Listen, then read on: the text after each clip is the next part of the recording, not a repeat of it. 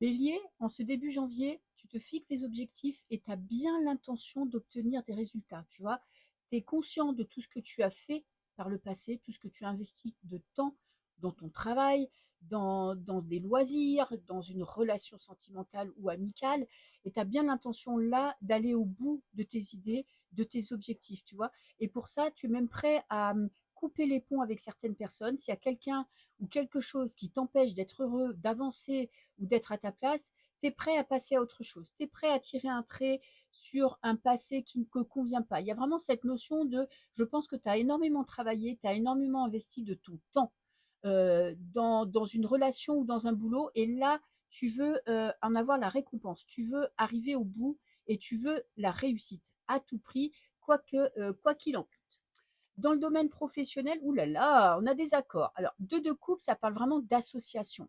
Peut-être que tu vas signer un nouveau contrat, peut-être qu'il va y avoir des propositions intéressantes, peut-être que tu vas t'associer pour créer ton entreprise.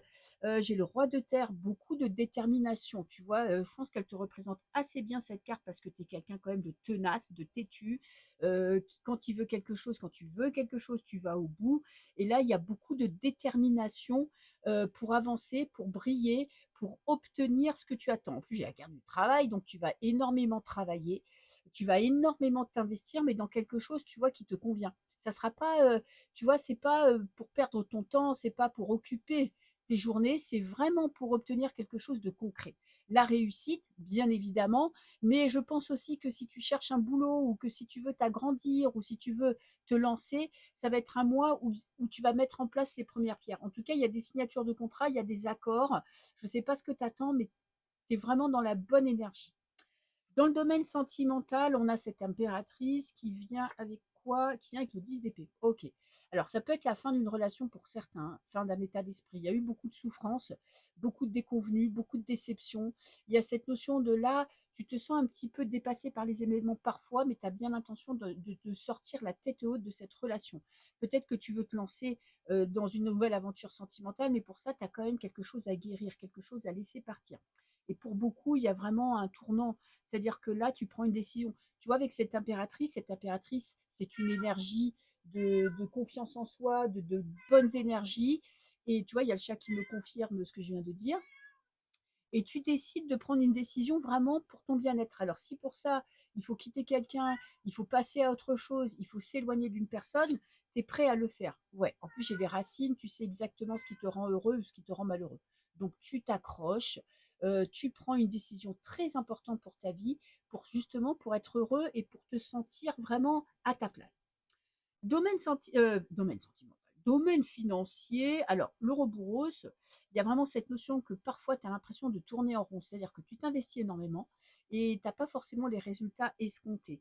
Alors avec le 7 de denier, il y a quand même cette notion de te dire, voilà, je m'accorde le droit d'y croire, je m'accorde le droit de voir loin, de penser à moi, de m'organiser pour mon avenir, de faire des plans financiers parce que tu as bien l'intention de, de faire aboutir un projet qui te demandera peut-être de mettre de l'argent de côté, peut-être que tu as besoin d'investir, tu vois, pour pouvoir gagner plus. Il y a juste cette petite peur de te dire que parfois tu as fait des plans, tu as fait des investissements, tu as fait des économies et ça n'a pas toujours payé, tu vois. Il y a cette notion que parfois tu as du mal à avancer, tu as du mal à évoluer financièrement et là, tu vas peut-être réfléchir à comment faire pour enfin avoir ce qui t'est dû.